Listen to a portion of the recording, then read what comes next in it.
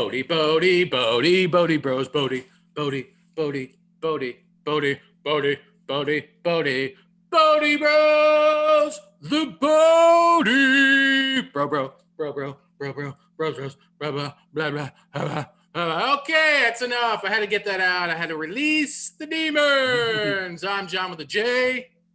And I'm Bodhi Ray. And today we have graced season 2 episode. Screwed it up last week. Wasn't 5, it was number 7. This is episode 8 of season 2. Ray, what are we talking about this week?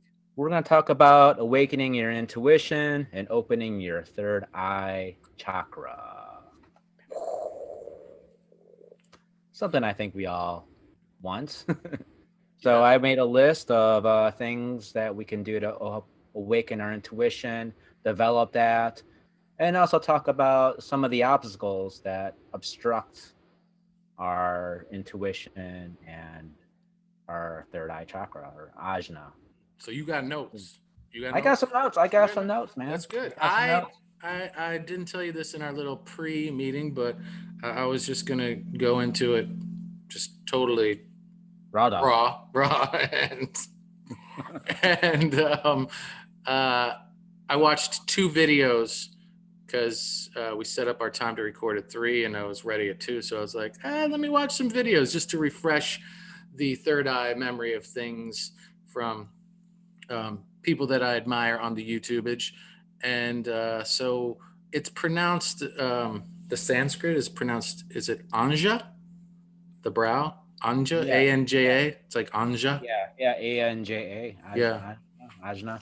Ajna. I think that's right. Potato. You think you say it the other way, ajna.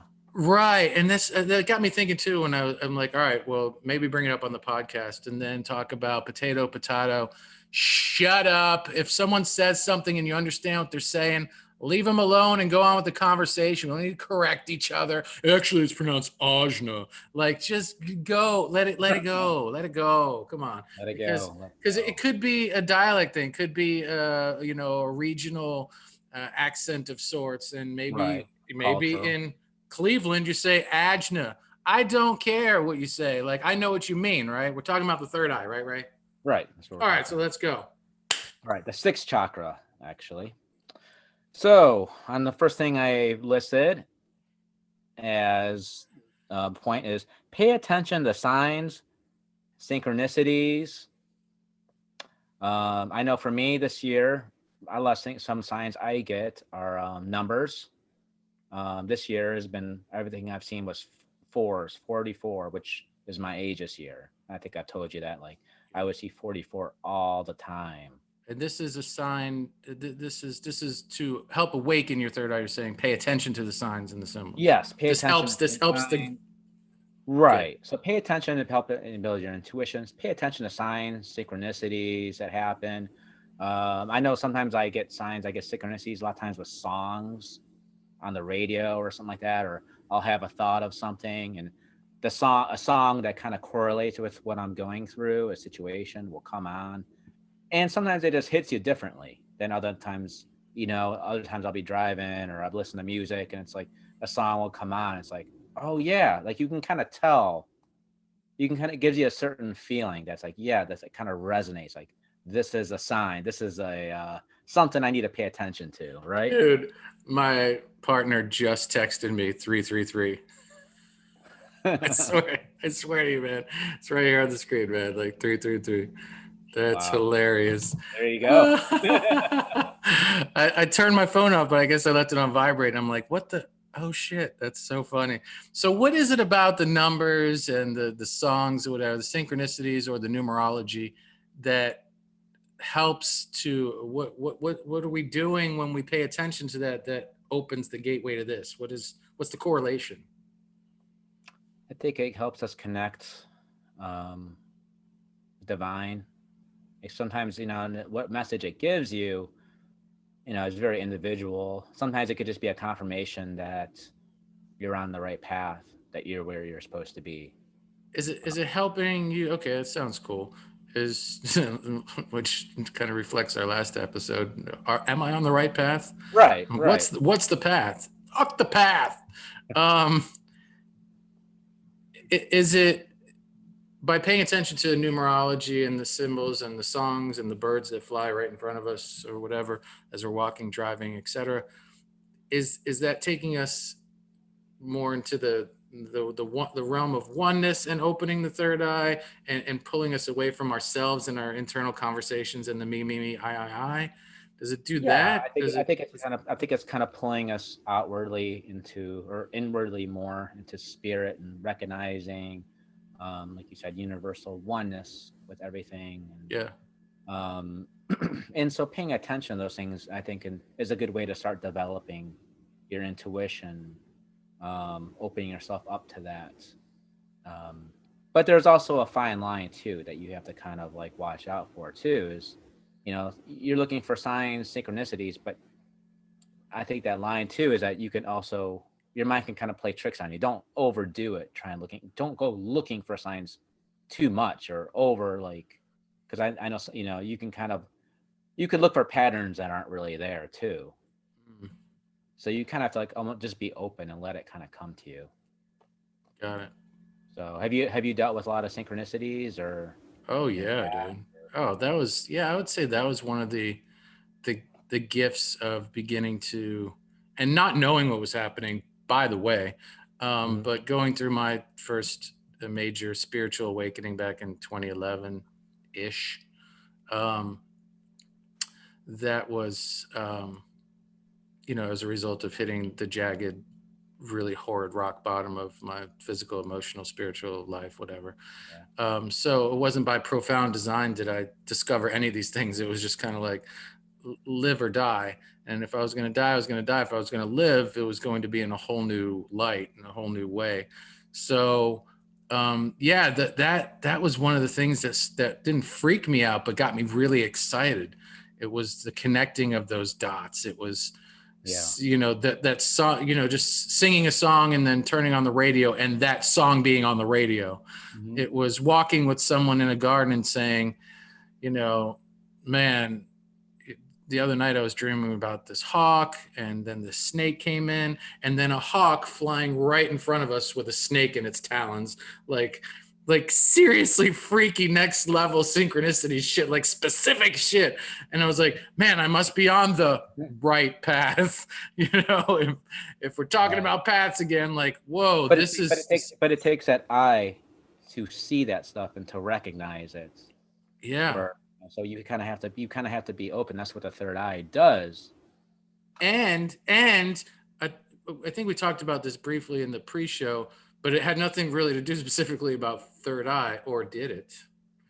Um, is that the chakra centers aren't just, they're not absorbing vortices or whatever, or spiraling energy centers that just take in stuff. They also are portals to project things and to share Yeah. things outwardly. So, like, when it's wide open and there are no obstructions, I think that's the power of our manifestation. Specifically in this instance with the hawk and the snake, the third eye is like, oh, okay, you want hawk and snake, here you go, like, Yeah. here it is. Right. So it's not just about bringing information in, absorbing downloads and stuff like that. It's also about sharing and creating, as a powerful manifester, the world in front of you, and weaving whatever web you'd like to weave, because you Right. are Because the creator of your in symphony. order to manifest too, is you have to have the vision of what it is that you want to manifest. Right. and So and I think that's go ahead, I'm sorry, you froze for a second. I was just admiring your, like, and now you're silent. Damn your internet, Ray. We're gonna get it fixed one day.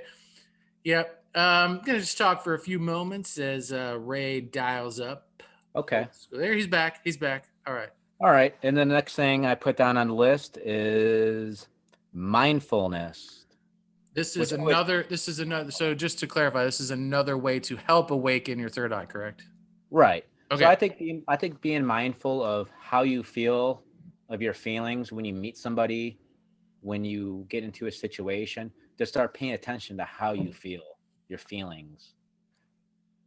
And knowing like, hey, sometimes, because sometimes we'll go into some place and you'll have a good vibe about something. Sometimes it's a bad vibe. Meeting somebody, or going into a situation, is just paying attention to that, paying attention to your feelings, and start doing that, making that a conscious habit. Yeah, I hear that, and I'll say this throughout this broadcast because I am no scientist, no doctor, no master of chakras or the third eye experience, whatever. I just know what I know from my personal experience and through listening and learning from others, and through tapping in maybe once in a while to the ancient history, people experimenting with the third eye, opening it, struggling with obstacles, and what has helped them. So if I make a recommendation, whether it be from a personal experience or what I feel might be something cool to explore, just take it as that, folks, because that's what it is. It may work for you astronomically well. It may do absolutely nothing for you. I don't know. These are just things we're throwing out there for you to maybe Yeah, grab these are onto just and take tips, for a helpful, ride. helpful Yep. information. And so, from what I've heard, Ray, is that when it comes to the third eye, self awareness is paramount. Like that, Yeah. that really gives you the key or helps you lace up a really hefty boot and bust down the door to open up the third eye. Um, which also can be, I think it can be viewed in certain way as far as, is the third eye the pineal gland, or is it just a channel 2 activating um, more abundantly that particular physical part of our being? I don't know. Hmm. I don't know I know either. they're related though. Because it's Right. anatomy, physiology, science, the mystics, the sorcerers, and the witches all agree that the two of those correlate. even And even even if the third eye even if there was no correlation, and even if there was nothing, even some symbolically having a third eye and giving it those qualities and those characteristics can open that up and develop those attributes, I believe. I like that. So whether it's real, actually real or not, so if you believe it, I think, and you have those, and you could still use that as a way to awaken those things and awaken, develop your insight, your psychic ability. And I I like think that. I think the parts of the some of the qualities of having an open third eye is you're able to see truth objectively. You're able to see that, and you're also good looking at yourself objectively as well. And Mm, just leads to like a better life. yeah, it is the seat of imagination too, and that's Right. for a manifester, for an artist, for any human being looking to enrich their lives in any way on this planet. I think the imagination is really really one of the most special and powerful, important aspects of ourselves. And if this is where our imagination lives and breathes and has the ability to expand beyond our comprehension, then Part let's of it. let's That nurture also, that. that's also goes with the sacral chakra too, as a creativity. So that as well. So, but Got it. yeah, you have Yeah, to see that they kind of, yeah, and they all the all the chakras wheels are kind of connected. like, Yeah, there's kind of interlap, and there's like that too. all the cogs are connected. So the next one I put down is shadow work. Oh yes, And the reason why I put this down is a preach. lot of times our trauma can pose as our intuition and kind of keep us in this like illusionary state. So you may meet somebody and have this bad vibe about this person. You're like, man, why do I have this bad vibe about this person? And it could really just have to do with the fact that this person reminds you of somebody from your childhood, maybe somebody who was abusive or somebody who hurt you in some way. So that trauma is coming up, and you're judging that person as this person's a threat, or something's a threat, or it could be in the opposite. You could meet somebody who's like, maybe someone who's like a narcissist, and they tell you like, they make you feel like, give you this sense of belonging, and because you never had that, now you're like, oh, okay, like this person's good, this person's good, and you go into that. So I Mm, think dealing with your trauma will kind of purify almost that, your intuition, so that trauma doesn't kind of like interact with that. I like that.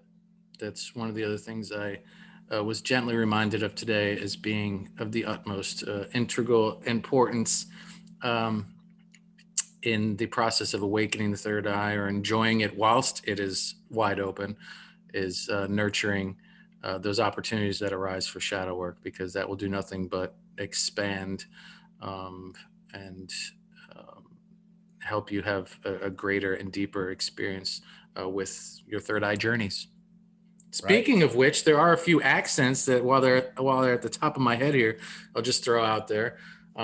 Mugwort is phenomenal. You can use it as a smudge. You can use it as a salve, and like rub it here, help you with Okay. dreaming, lucid dreaming, before bedtime. But mugwort, I've personally um, had really, really awesome experiences with. And it came to me as your third eye does open, the teachers start to show up quite profusely. They start popping up everywhere. Which is quite fascinating. Even if you don't specifically consciously call upon them, when your third eye opens up, it's like they all show up, man, in the most beautiful and whimsically funny of ways sometimes. But Can you expound on what do you mean by teacher show up? oh, just when you have those awakening experiences, and your third eye is certainly part of that bonus package. It's kind of like a tractor beam that pulls certain people into your life to help teach you. Okay. Yeah, Yeah. whether it's an herbalist or a permaculturist or a crystal healer or whatever, they all start coming. And people say, "Oh, that's just because you're hanging out with different people." And okay, whatever. But what brought me into this group of different people was that this opened up, So it's and almost like a beacon. yes, absolutely.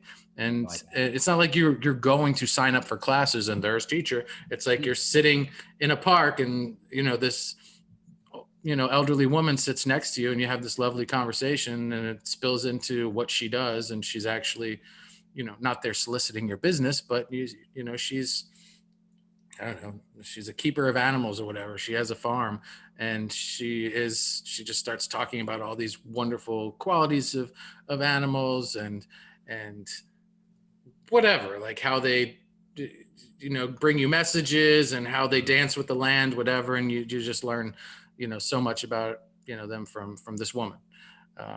And maybe the teacher's a little girl or a little boy that runs out in the middle of the street chasing a bouncing ball, and you're like, "Hey, are you okay?" And in that, "Yes, I'm fine." And in that little exchange, maybe that little boy or that little girl shares something with you, that if you allow it in the moment to settle in, it the children are our greatest teachers. Like, they're so innocent and stuff. Yeah.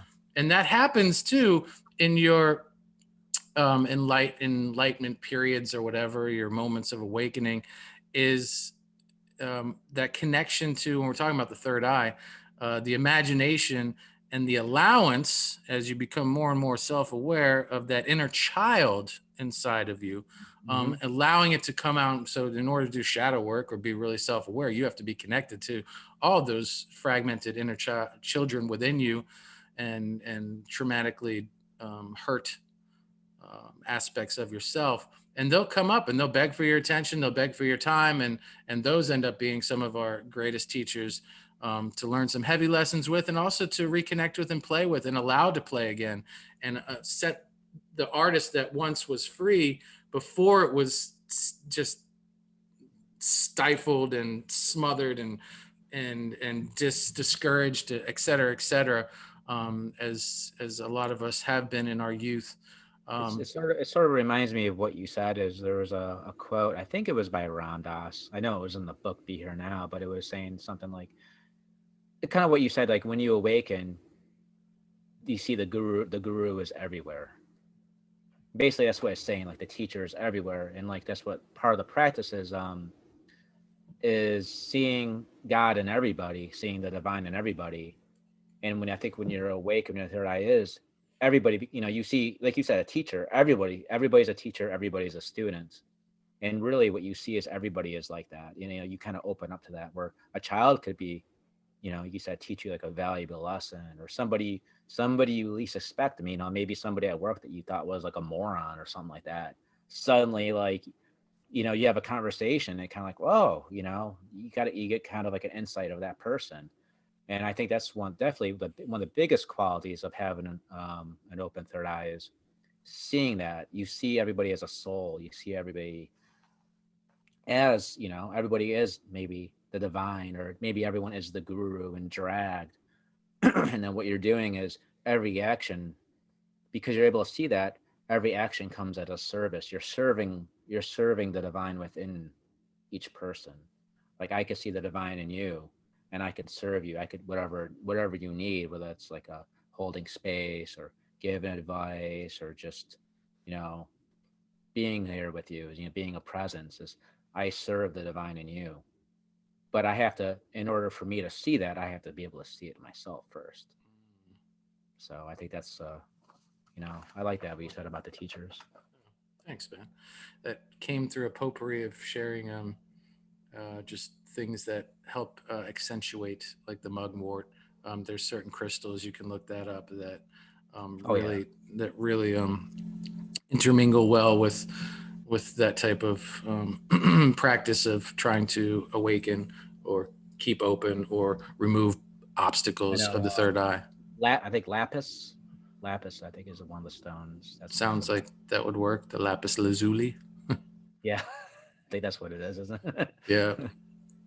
Teal talks about sodalite, but not all pieces of sodalite. I think she said, like, and always let, to quote her, but which is something I totally vibe with because I used to sell crystals, is just let your intuition guide you to, the crystal that's speaking to you, because they'll talk to you, man. They will absolutely reach out to you, and they'll tell you they want to dance, or they're not interested in your company, or maybe they're just dormant.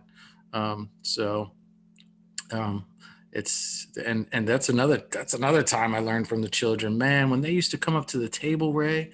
Good golly, it was so extraordinary the way that the children um, interacted with the crystals versus the adults. It was like they were on a whole nother level. You would think like the adults would know, well, this is sodalite, this is lapis, this is tiger's eye, this is this, and the kids like, what's that? They don't know the name, but they know that that's the crystal that they need because they're listening to a whole different level. Right. More And pure. yeah, absolutely. Unadulterated, just innocence and like connectivity, before the gates of the third eye get slammed shut on them, and locks are thrust upon them, and they're rusted in the reins of guilt and shame and societal pressures and nonsense. And whoa, where'd that come from? We're dropping poetry now, folks. But yeah, hey, I know you got some more on your list there, but while I'm in the flow and feeling the funk here, um, I gotta say, like, back in the 2011, 2012, something that helped this open for me was because I was physically dying. So I had to drastically change and think about new ways of living, and I call it clean living. So not drinking, that had to be done because I suffered with severe gout all over my body, crippled to the point of being in a wheelchair. Folks, it was hell on earth.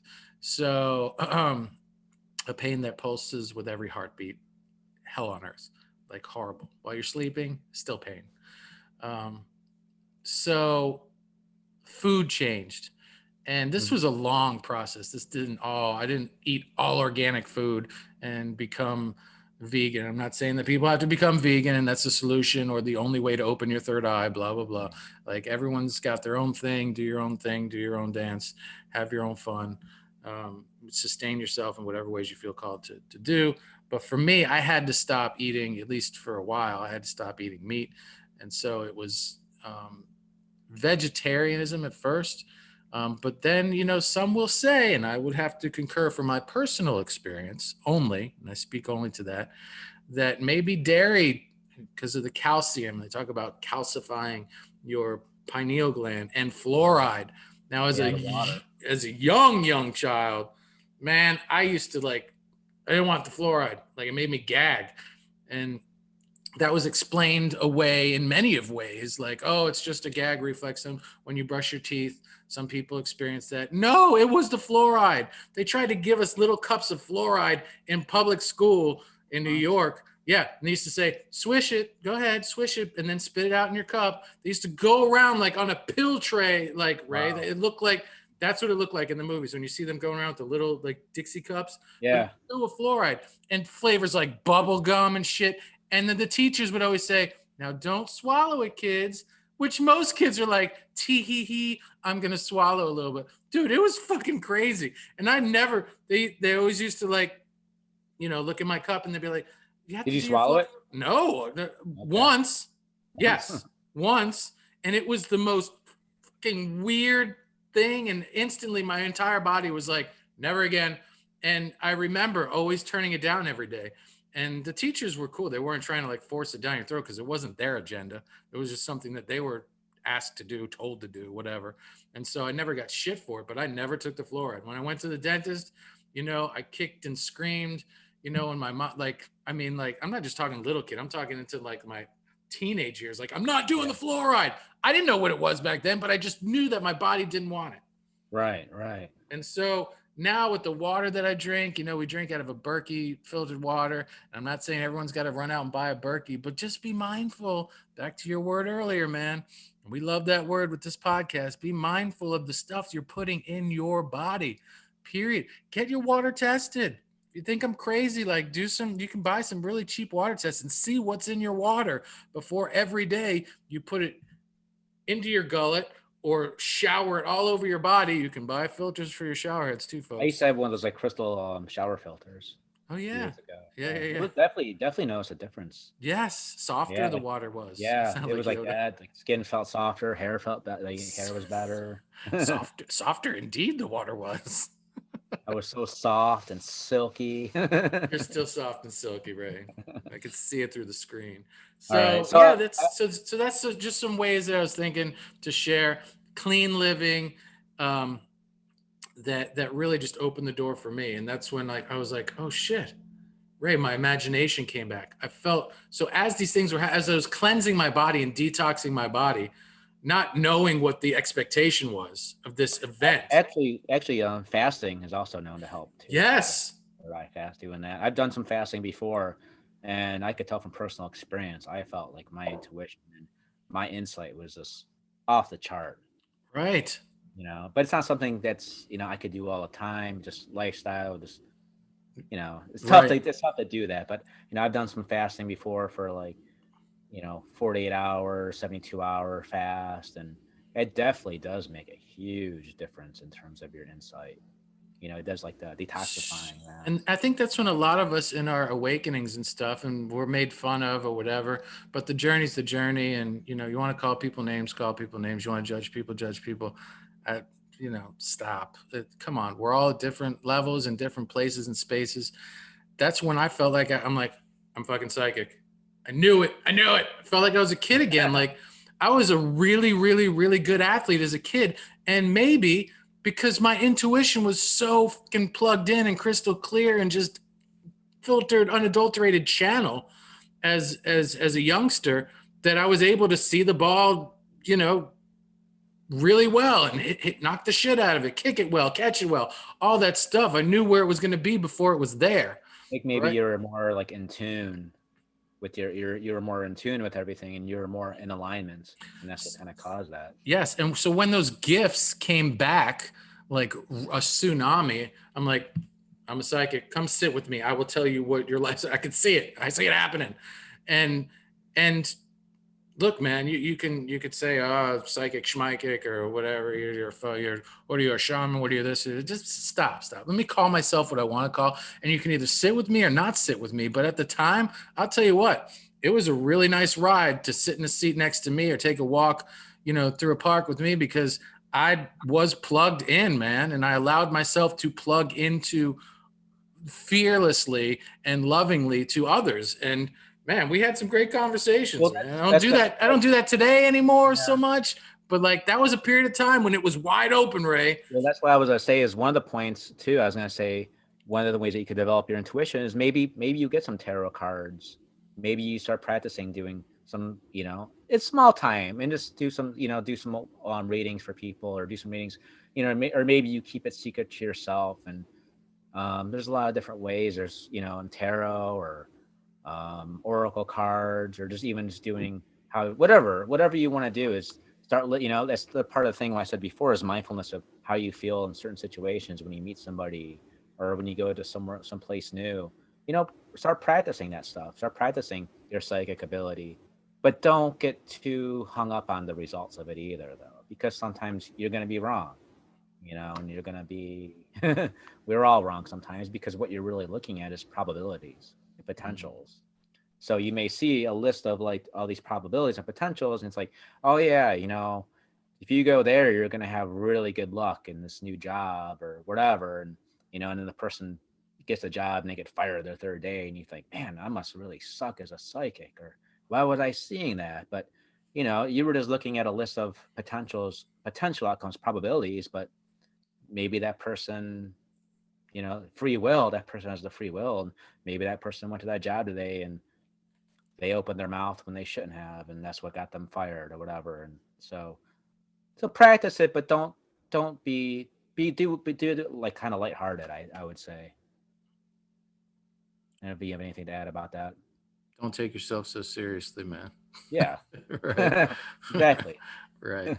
And have fun with it, Have fun and with it. really, and just allow it to be an expression of that child within you.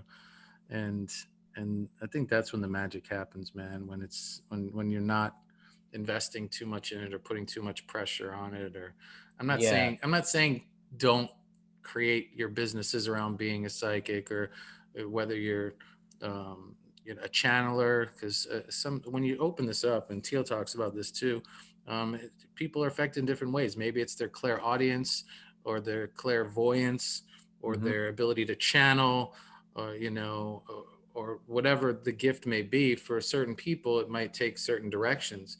And I'm not yeah, saying don't create a business around it. If you think you're the bee's knees and you can help some people, and got, by all means do that. I did it for a while.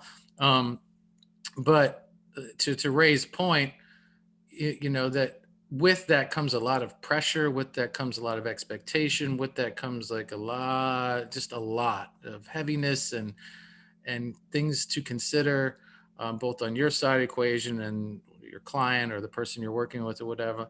And that can kind of pollute things. It can also, and not, again, some people can do it. Some people are wizards at it and have done it for years and have actually sustained their livelihood doing that, and are phenomenal at it. But as far as it being a new thing or whatever, just go slow, enjoy the ride, connect to the child, look at the stars. That's another thing, um, that I know personally and have heard from others echo the sentiment that stargazing helps to open the third eye. Um, but not just like not looking through a telescope or anything, but like really just you connecting with the stars with your eyes in a way that was intended for the stars to be connected to our eyes, without any devices or anything like that. Also lose your devices for a while. I didn't have a phone for a year and a half, and I'll tell you, my third eye was probably more wide open than ever. Shut your TVs off, your computers, as much as possible, staying away from electronics and cords and wires and Wi-Fi's. All that stuff, I think, is it really just creates static for this gateway yeah. that just wants Well, to be. I think that's a good segue into what I was going to say. The next thing on the list was meditation and calming your mind. Going to somewhere, be in some solitude, calm your mind. And like I said before, the biggest like I would put trauma is the one big obstacle to the third eye and intuition. And I would say probably the biggest obstacle, the reason why we can't for our intuition is our attachments. It's because we get attached to how we think things should be, how we think our life should be, and other people's lives. Um, so that's in some ways that's one reason how we don't listen to our intuition. I think we've all been in situations before where our intuition was telling us something that we didn't want to know, that we didn't want to hear, and we kind of roadblock, we kind of pushed it, like pushed it aside, like no, that's not true. Like I said before, I shared with you about that relationship I had earlier this year where my girlfriend cheated on me. Bells and whistles were going off like crazy that she was cheating, that there's something was up. But because I was so attached to who I thought she was, I would thought this girl was like, there's no way this girl would ever cheat on me. I felt very safe with her. I felt secure.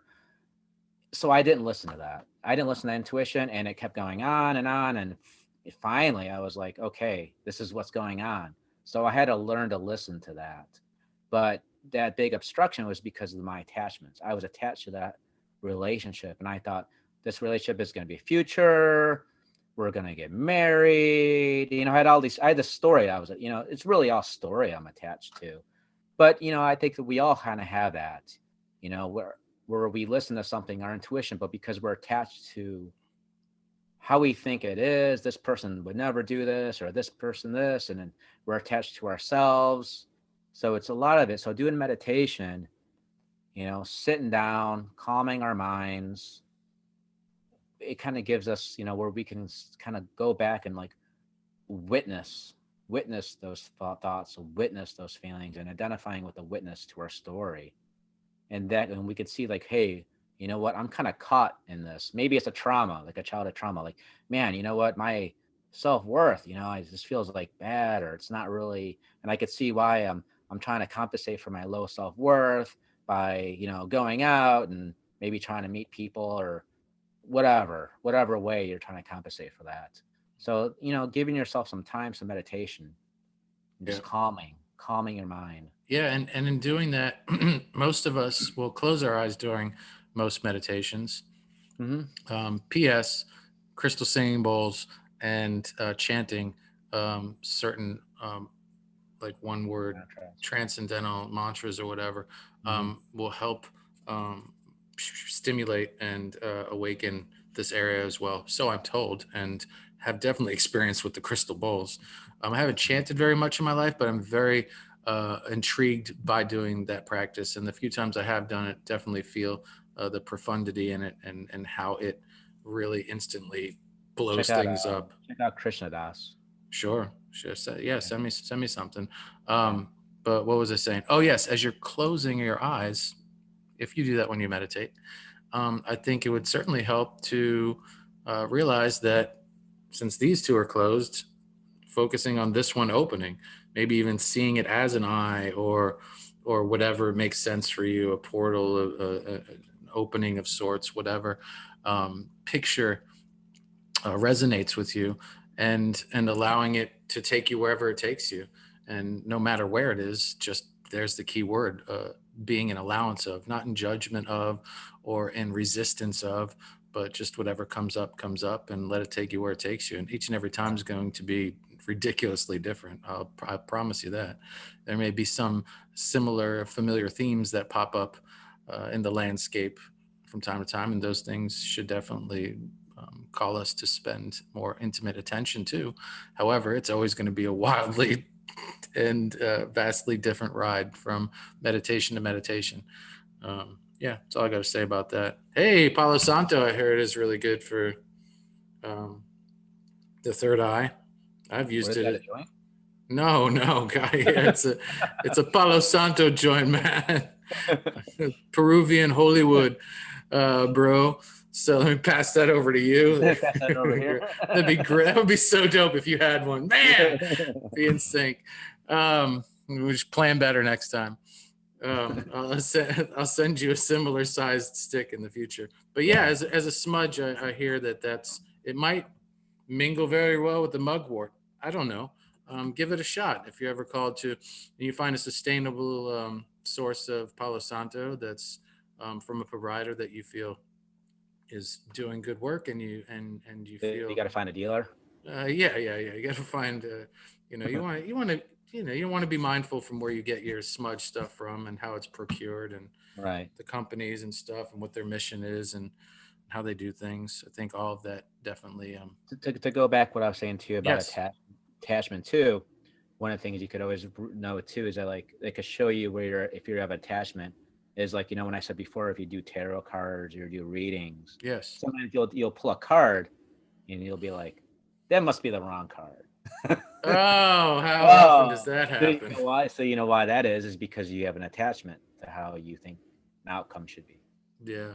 So that's kind of showing you. That's one way of showing you that you have attachment that you need to kind of clear up or go into and see why you're clinging to this particular outcome or viewpoint or perspective. So it's usually our perspectives of that kind of blind us, that we're Yeah, holding on man. to. That we I, get kind of that closed mindedness, and we get that tight, like, no, this person is this way, or that situation is going to be like that, and we kind of limit our stream of vision, and I, sometimes we didn't see all the potentials, or it's you so know, true. It is so true, man. During my most fruitful era of tarot and oracle card fetish abundance, where I had like a backpack filled with like 20 or 30 decks that I would tote around town, man. Like it was a workout, but I was doing the work for me in the community. I always had a deck of cards, pop it out, throw it on a table of strangers.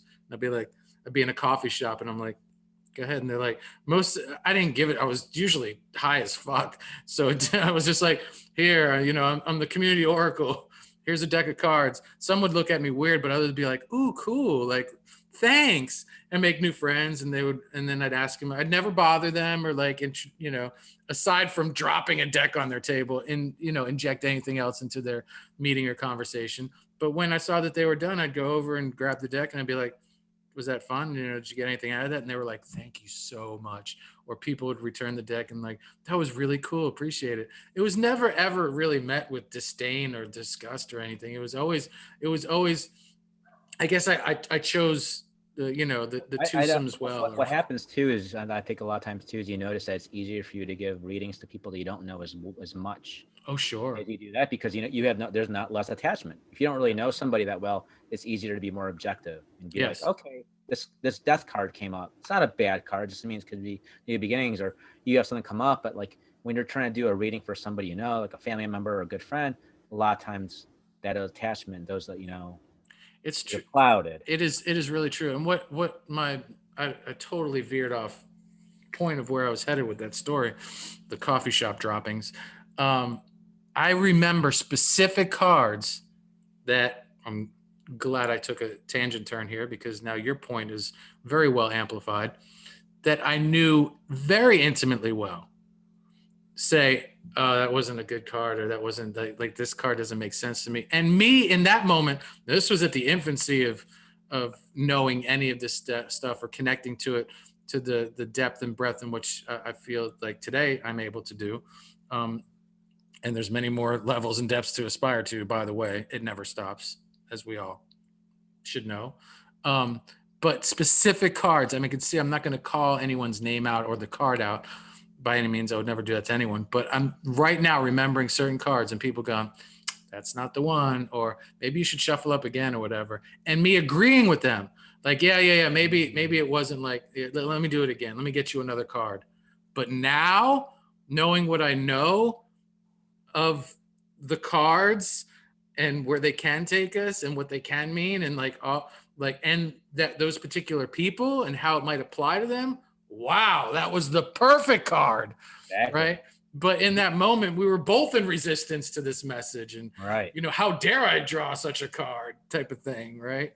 Mm-hmm. And yeah, that's neat that all these years later I can look back and go, man, if only we both knew how perfect that card was. Like Yeah. we But just because we didn't want to see it. no, that's exactly what it was. We did not want to see that side of either ourselves or that in another person. Right. And that can't possibly be a part of that person. I know that person.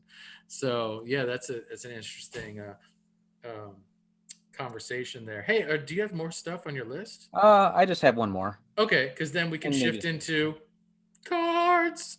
I was just going to talk about so another way, if you want to open your third eye and develop that, is you have to be in alignment with the other chakras. And it kind of goes back to You some of the have stuff to that you be. You just uh, said, I "Oh don't no, know. are you I dialing it was back I now?" would say most likely. Now sometimes you could have a certain blockage somewhere else, but getting rid of that block is going to keep the flow of the energy going up, because we Okay. it's the sixth chakra. So it's practicing grounding, being grounded, have feeling stability, be able to express your creativity and express your sexuality, being working on your self-worth, your confidence, having an open heart, being able to love, being able to express yourself, your voice, yourself, all those things, all those other attributes of those other chakras kind of come into play. If one's blocked, it's going to kind of throw you off of alignment. Mm. So it's getting back in that alignment. It's coming back to love, being grounded, expressing yourself, your creativity, not blocking your sexuality, being able to express yourself, your opinions, your insights, who you are. I think all that stuff's going to come into play. Those other chakras, and I I like think that. if one of those is blocked to an extent, it's gonna prevent this from being open or being Fully totally fully open, right? fully open And for sure. I like that because from what I've heard here, there, and everywhere, is that rainbows are most often affiliated with the third eye, and that would make sense of what you're talking about. In order to experience the rainbow, all the colors have to be activated and aligned, right? Right. And also to I've heard surrounding yourself with lots of colors in your home and in just your overall environments, getting outside a lot, not always being covered by cubicles and white walls, but Sunlight. being in the sunlight and the profound palette of nature, but also in your home. And if you can't paint the walls, put up a lot of colorful posters or artwork or something like that, and that really stimulates the imagination and the third eye. So yeah, I like what you're saying about the colors, and not the colors but the chakras, because they are all different colors, and that would um, align with the rainbow premise, if you will. Right. And I mean, and what you can't have a rainbow if a color's missing. and I told you, man, back during my stoner days, man. Like I wasn't wearing tie dye because I was a hippie or because I was smoking a lot of weed. I wore it because I felt called to like just drape myself in colors, and I wanted. I don't know, maybe because that's what this was being wide open was calling for and was bringing in was like, man, you need to be filled with colors, and then go share that with the world. Like just Right. be a rain. And I'm telling you, man, I didn't go, all right, I'm smoking weed now and I'm going to drum circles, tie dye. I think it actually happened I know it happened in reverse because I remember going to a corporate function as a sales executive back in my old days. Um, and we were doing this community work, and they passed out a bunch of shirts. We were making a school, beautifying a school, playground, everything. It was a beautiful event. And the shirts were like the brightest, most wicked tie dye shirt I'd ever seen. And that was my first tie dye shirt I had ever owned. And I was like, I like this shirt. And my partner at the time was, she was like, yeah, it looks really good on you. And I'm like, I want more of these. And again, this was before the like, I say before the awakening, but maybe it was in the low tide of the awakening. Like the waves are Right. starting to roll in. And this is one of the ways that, we'll call it the higher self or whatever, was bringing in clues and Right. symbols and things to attach to that would help Well, in this every awakening. awakening kind of starts. There's a lot of stuff that kind of creates Yeah. that wave, that build up. Yeah. So like that. So that was kind of cool. Like We need some Bodhi tie dyes. Hmm. Hmm. Bodhi tie dyes. We got to start somewhere. We definitely Right. got to do the Matt Kahn shirt.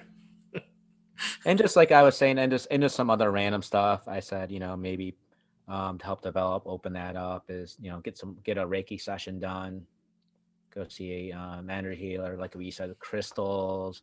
I think it's what 433 hertz music. I think that kind of, I think that is That number what sounds 430, 433 hertz music. There's certain music if you 433, look on 32, 4. Maybe it could be 430. I don't know, but if it's one of the it's something like that. But if you look it up Yeah. on YouTube, pineal gland activation music, Right. it's gonna come up on there, and you're gonna need headphones or earbuds for that. But I've done some of those high frequency beats types music, and um, yeah, there's definitely What do they call it? Binaural beats or something? binaural beats. I think I don't know if Yeah. I say that word, but yeah. So do that. Well, like you said, we're going back to like meditation. I know what helps for me if I want to meditate is kind of breathe. Like I kind of breathe through my third eye, and that usually kind of helps me connect with the breath. Are you Yeah, looking it up? yeah, I looked it up real quick. I think it's 432. But look, it'd be too much time to research it because I'm seeing some other numbers like 440 hertz conspiracy, 435. So yeah, we'll do some research and maybe post a link below as far as what hertz number to look up. I thought by typing it in it would pop up right away, but there was other numbers involved, and Right. I think the other numbers would probably take you on different journeys too. So be Maybe, careful. but I think it's a lot of it too. I think is setting that intention as well in the Yes, beginning. yes, So yep, yep, yep. intention. Good So stuff, man. yeah, Are we ready for card time? I think we're ready for cards, man. What Dude, deck you got? this was the first deck that I met my partner over. Um, and she brought it to an open house that I was hosting. And she had it in this really cool bag. That's cool. I like that. It's got the little button there, with the little latch on the back, stars, sun and stars and stuff. And this is the deck. Inner child cards. Nice. Yeah, yeah. I pulled out Let me the let me see. I Emperor. don't care. I pulled like the Emperor's New Clothes or something like that. It was a really cool reading. But anyway, we were talking about embracing that inner child and shadow work earlier and chasing the rainbow and all that stuff, tapping into our imaginations, unlimited potential, really just reclaiming the unadulterated innocence of and gifts of our childhood that have mostly in our adulthood been squelched by one authoritative figure or Right. societal pressure or another. Whoa, it's jumping Whoa. out of me. Like, Which one jumped out? none of them jumped out. Otherwise, I would have shared it. Okay. But so anyway, whoa. Hey, while I'm shuffling, because it's been a while since I've used these cards, shake out the old dust, bring in the new, tap it to the third eye. I'll send Ooh. some Reiki to it. Yeah, let's talk about our $5 that we spent. So we cashed in our first $10 from Anchor. The ad, I do an ad in every. It must be annoying if you tap in through Spotify or ad. It used to be at the beginning of every episode, but now I think I've been able to inject it into the middle. I don't know. You get paid more that way, apparently, Hmm. but it's an ad for Anchor. So just by doing ads for Anchor, and what a great place, by the way, to no, I don't have to do it right now because they're not going to pay me for this. But yeah, we made $10. So I cashed it in and sent Ray 5 via PayPal, and I kept 5, and we're supposed to do something special with it, to celebrate our first cashing out of a podcast. $10. Hey, $5 is a lot of money. I It's put mine in my bed and I rolled around on it. I made it all singles and I just rolled around on it. Nice. Hey, tell them what you were originally going to do with it that you put Oh, the. I was originally gonna put it in a suitcase and have it like handcuffed to me and like walk around and put those dress like a Secret Service type guy or a mafia boss. Right. And that would have been really cool. Like you walk into like a coffee shop or whatever with the attache case and the handcuffed, thing or whatever, your whole ensemble, dark sunglasses, and be like, I'd like a mocha latte, please. And then like open the case. It's got like, I thought you were gonna say like something like Pulp Fiction, like yeah, yeah, someone yeah. robbed the coffee Yeah, shop. totally. And they're like, Yeah. open it up. I'm like, sorry, this Nice. doesn't belong to you. That Whatever he says. would You have read been the great. Bible much? That would have been great if it was like recorded too. That would have been a Patreon or extra material um, event. We need to start stockpiling those, by the way. Um, Yeah. anyway, we'll get there. Baby steps. So what did you So, do with yours? dude, I quickly. Wait, did you share what you No, did with I didn't. yours? Okay, Oh so yeah. I gave the $5 to my girlfriend. We went out and a couple drinks. I gave it to her, and then she put in the jukebox and played some tunes. So made her Any happy. anyone that's very sweet. I'm glad you guys used it for the gift of music and fun out and about. Any particular song or songs I that you remember the remember she first played? one was Hall and Oates. Oh She shit! played. Which one? I Do you think know? I think it was what that Sarah Smile or what? Okay, I think it was that. I think it was that one. Sarah Smile. I don't know I if I'm think familiar. I can't think of I'm like sure how if it I goes. heard it, I would know the But song. yeah, but it was a Hall and Oates song. Okay. that Any she played. others? Why can't I think of anything right now? I know she played like all like 70s type music. She's But into like that like yacht rock kind of okay, like yacht soothing rock. sounds type things, and Yeah, yeah, yeah. yeah, Definitely hauling out to you. she played like some of that kind of stuff. Got it. Yacht rock. I like it. Yacht rock. I want to. You totally have to ask her what song she played. Oh wait, unless that would create like a what songs did I play event, then don't ask her. But if you know she's going to be cool with it, then ask her, hey, what songs did you play? John asked, and I can only come up with one. No, if that makes you the bad guy, don't do it. Tread lightly. I think you'll remember. I think you'll remember. When you do, let me know because now I'm totally curious what yacht rock is. I know it's like in the I know It's it's there. somewhere. It's there. I put you on the spot. I did. So what if Also it my third eye. if it pops up, let me know because I want to know more of the songs so I could celebrate with you and be an awkward third party in your jukebox event. So I quickly I think she yes. played Peaceful Easy Feeling by the Eagles. Oh, the Eagles. There we Yeah. go. Is that yacht rock too? Is that fall into the genre? I don't know if I have a yacht. I'll play it. So 70s rock would be would would fall into the genre, but it's got to be a specific type of rock in the 70s. Kind of like soft rock, easy listening, 70s, 80s. I could like see that. Eagles peacefully. That sounds like something I would listen to on a yacht or sailboat. Yeah. It's funny because the first thing you said when you said yacht rock is I envisioned that the music video by Duran Duran, "Hungry Like the Wolf" or whatever. Rio, yeah. Yeah, Rio. Yeah, Rio. That's right. Rio. I always think about yacht rock. I think of like boats and hoes. Oh yeah, of course, Step Brothers. Totally.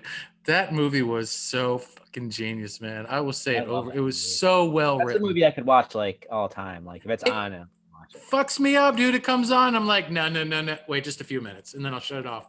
And an hour goes by because it was just so well written. They had Yeah, great you chemistry. watch at a time. You're stuck watching. It's like That's Goodfellas too. yes. Goodfellas, same thing. If I see Goodfellas on, it's like, oh, I guess I know what I'm doing next 2 hours. You almost have to like treat the remote like it's hot lava, and you're like, no, shut it off, and you like throw it away, like ow. No, otherwise you're stuck. You're absolutely stuck. Let's see. Oh, $5. I spent my $5 and invested it into cryptocurrency. Wow, look at you. Yes. Well, I was excited because I saw the volatility in the market right now. And as you know, I'm a big fan of the Stellar Lumens, which I initially purchased for 6 cents a share. It has been up to, I think, like 22 cents lately. So quadruple almost my initial investment. But with the five, the current price was at 15 cents. So that was exciting to me. I'm like, I don't care. I'm not going to wait for it to go back down. Who knows if it's ever going to go back down, right? That's just the way it works. So at 15 cents each, let me go, all in on this. And in the next few days, it went from 15 cents to 22 cents. So, that's huge. So what do you have now? Like $6?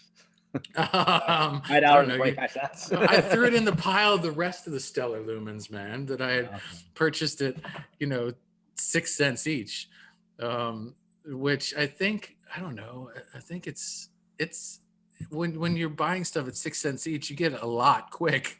So, yeah. and I've had no money over the last few years. So it's neat to take the little bit of spare change that I find here and there and maybe turn it into something big down the line. So that particular $5 Stellar Lumens investment, I'll be keeping an eye on because I'm using it for the Bodhi Bros, for our tie-dye shirts and our new equipment and our laptop. Yes. Oh my gosh. Yes. So, okay, card time. Let's go. Card time. We have kept you folks here long enough. Here's the card.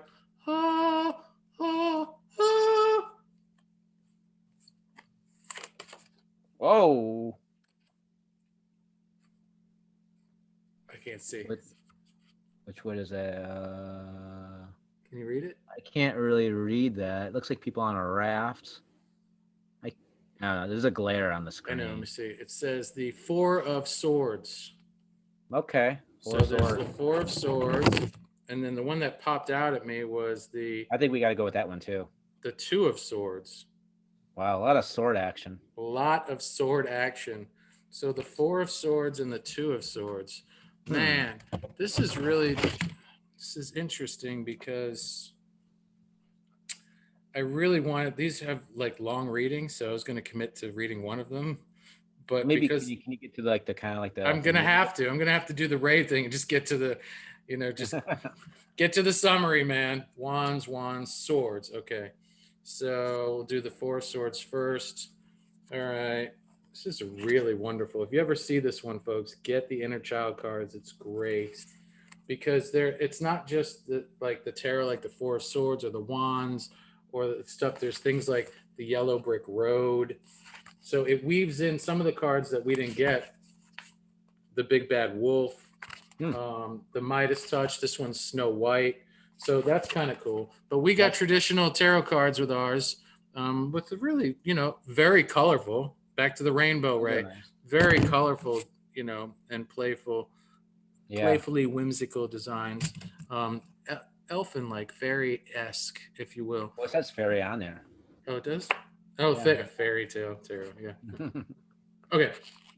So, all right. Okay. Oh, these are the swords ones are pretty. Pretty short. Yeah, yeah, yeah. Okay. All right. So the 4 has some people on a raft or whatever. Should I read the whole thing? It's only a page. All right. Just read the whole thing. I can read the whole thing. Let's see. Oh, yeah, let's do it. All right. While we are young, we are especially open to the currents of sudden change and new direction in life. At crucial stages of development, an individual begins to construct thoughts in a more meaningful way. In this card, inner truth, represented by the stream, accompanied by the desire to understand freedom, the raft, emerges from the watery depths of the past, the fishing swords or lines. The raft is a metaphor for a mind newly constructed upon the idea that budding consciousness is yet to be found. The hope for higher knowledge is seen in the distance, only partially visible. In this card, freedom and form are a graceful pair, represented by the white bird that leads the boys on their journey. Nice. Fishing is often a relaxing activity, as is floating down a stream on a raft. As you seek to retrieve memory images from the unconscious realm in order to build your future, strive to duplicate the quiet rhythm of the river you see in this card. Do not rush your process. We talked about that. Imagine yourself to be a fisherman,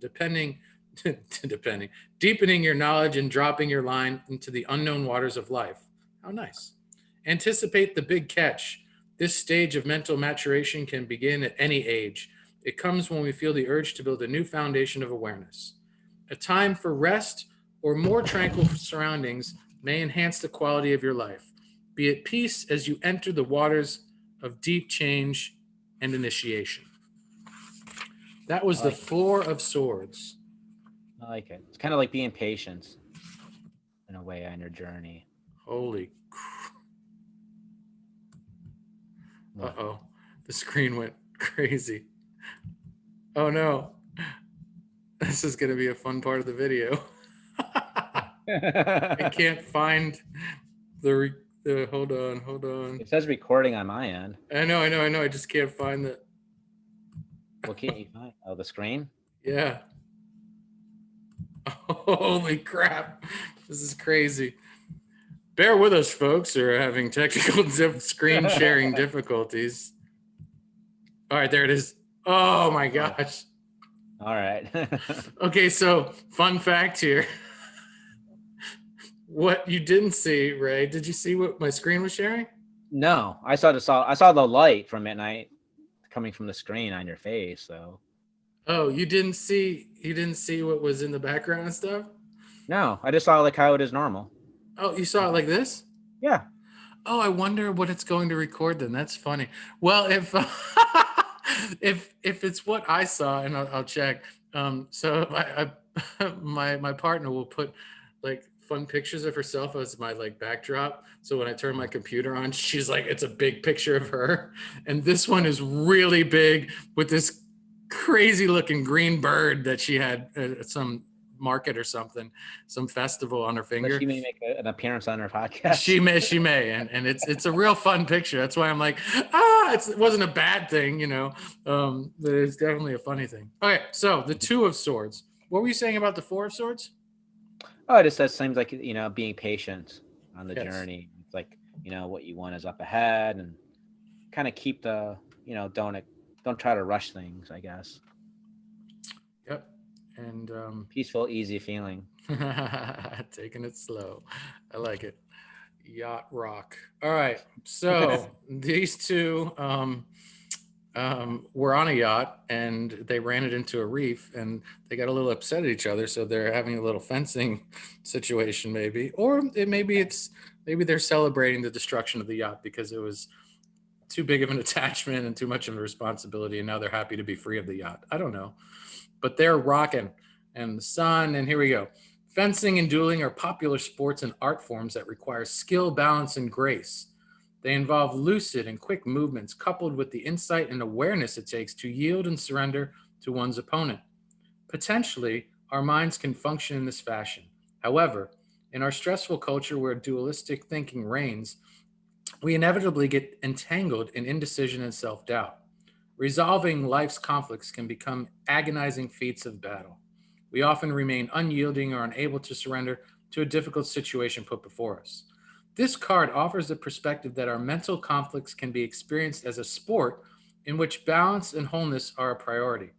All of life is divided into opposites: yin, yang, male, female, light, dark, joy, sorrow.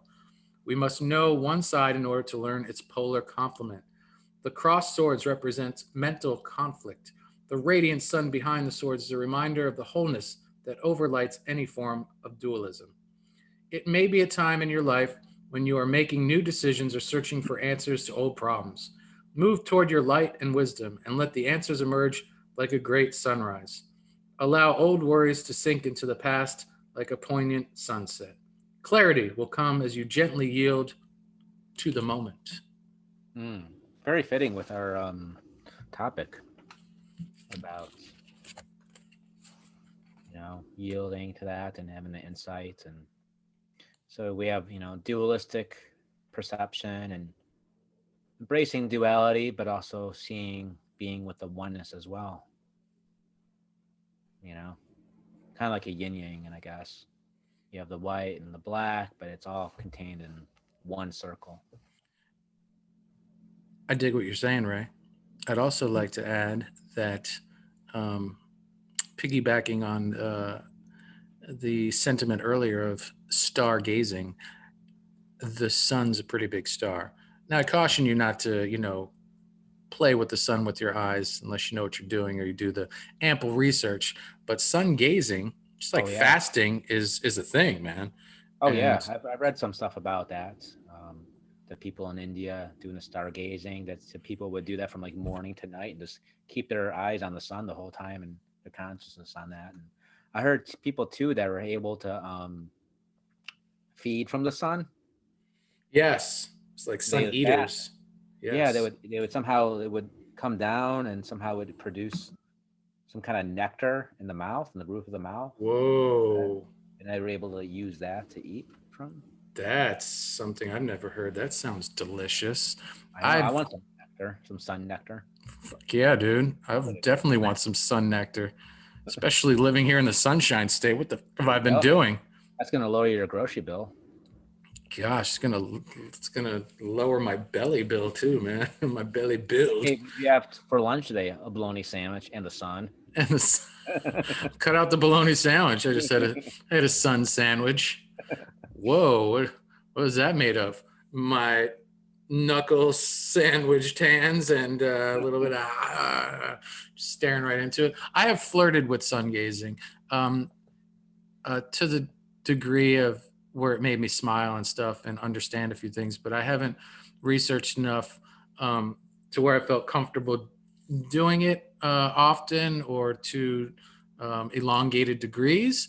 Because I do know that there are certain times in the day where it's more wise and healthy and Yeah, not at least it's dark. volatile or detrimental to your ocular situation um, to invest in that type of practice. So do your research, folks. Talk to people that have done it and have not gone blind and stuff. And if you're called to, just learn more about it and see where it leads you. Let us know. But be Hmm. careful. Be smart. Use your intuition. Maybe start with doing moon gazing. Can you do moon gazing? I why not? It Why sound not? I don't know if that's I'm sure gazing at the moon provides some type of healthy, um, physically, spiritually, or emotionally connected benefits, but I don't know specifically. I'm sure maybe someone in our audience does, and if you do know what moon gazing does or provides for our beings, let us know. It may actually help in the opening of the third eye as well. It's a different energy, though. I Right. mean, like, it's a different energy. Right. So, Be interesting though. I never yeah, looked into yeah, that. moon gazing. Hmm. I don't Hmm. know. I do know I love to look at the moon. Yeah. So, motherly energy, sun like forward pulsating energy, moon Right. receiving, pulling. So, pulling of the tide. So it's a different experience. Right. Ooh, I do remember during the tie dye wearing third eye opening days, um, those times when the sun and moon are out at the same time. Mm-hmm. I was led, and this is during the Reiki days too. So you're tapping into energy, you're feeling things, and you're just experimenting with everything, right? And you're learning to connect with yourself and others. I put one hand and like put it over the moon, and then I put the other hand and connected with the sun, and just allowed my hands to be, open Yeah. receptacles for the energy. Dude, that was dope.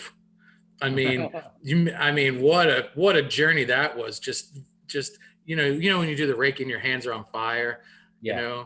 and you get, man, this was a gift, because it's not often that we walk outside and they're both the moon and the sun are both radiant at the same time, and Mm-hmm. we can see them clearly in the sky.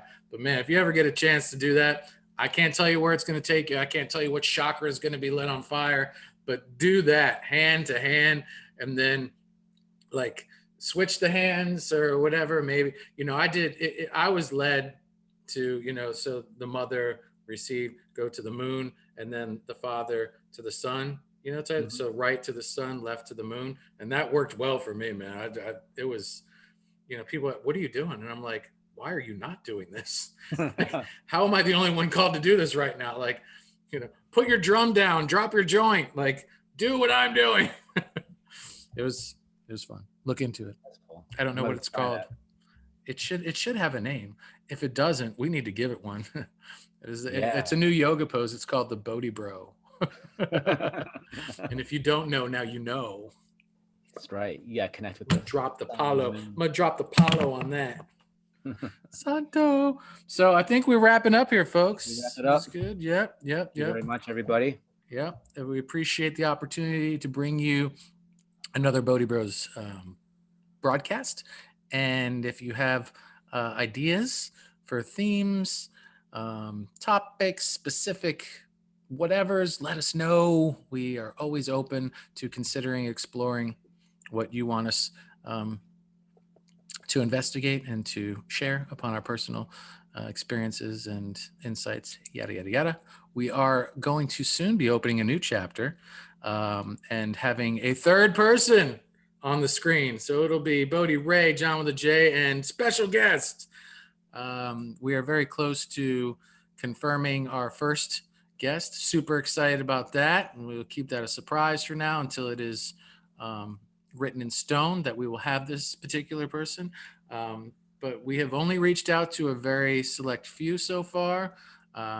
And we're very close to bringing our first guest on, and couldn't be more excited. It's going to be great. Add a whole new element to. We might call it. That might be the initiation of season 3. I don't know. Maybe it's season 2. Whatever. Season schmeezen. They're just titles. They're labels. Whatever. Right. Whatever feels good. So, guys, ladies, gentlemen, everyone out there, thank you for joining the party. Thank you for the inspiration. We will see you soon. I'm John with a J. I'm Bodhi Ray. We out. We'll see you next time. Bye-bye.